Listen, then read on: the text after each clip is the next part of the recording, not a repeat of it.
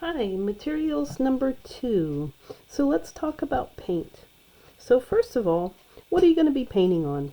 So if you're going to be painting on paper, watercolor paints work fine. Watercolor paints come in tiny little tubes like this, and they're still expensive as acrylic paints, but they're tiny little tubes. You can have watercolor in tiny tubes, or you can have gouache. What's the difference between watercolor and gouache?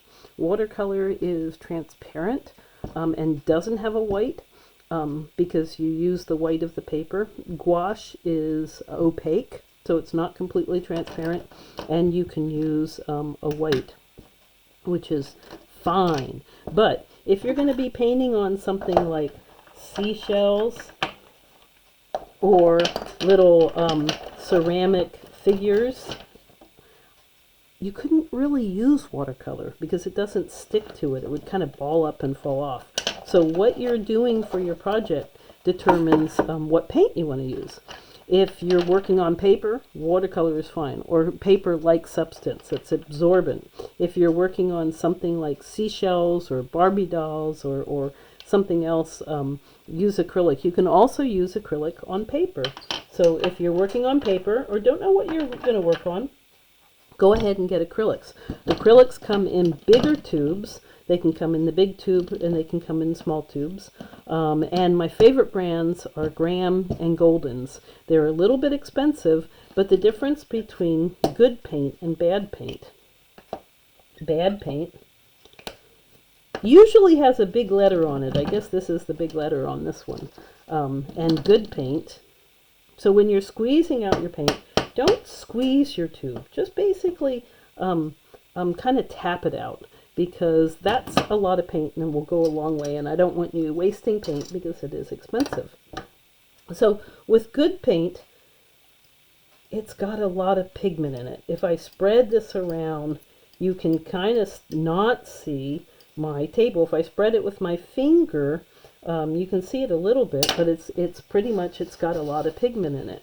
The bad paint, when you spread it around, you can kind of see that there's a lot of, it's gooier. It's more like Jello, and it doesn't really have very much pigment.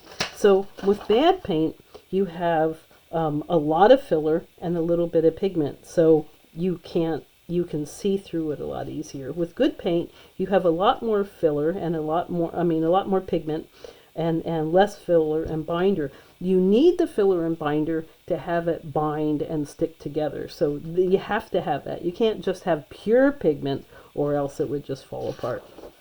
So that's paint. So palette knives. This is a palette knife. This is probably my favorite palette knife. It scrapes up the paint.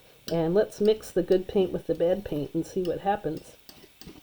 So it basically is a mixing tool, and you don't want to kind of like stir it like you're making cookies or something. You want to kind of smush it and stir it. And so when we start working on our sampler, I want you to mix some paint in it so you start to kind of get used to it. And see how that's nice and homogenized? So palette knives are probably one of the more particular tools in the artist tool bag. They come in many different sizes. If you're using watercolor, you might want to just use a tiny little one, because you're going to be using little pigments that you're mixing. Little bits of pigment. Acrylic, you can use any of these other ones. I think that if you come over to my studio, you can experiment with all the different kinds of palette knives. I feel like it's kind of like Harry Potter getting his wand, that a palette knife is kind of just, you are attracted to the one that fits your hand and that you work with. If you're going to use big gallons of paint, you might want to get a really big one, but I doubt you guys are going to do that, at least not yet. So find a palette knife, get yourself some paint, and figure out what you're going to paint on.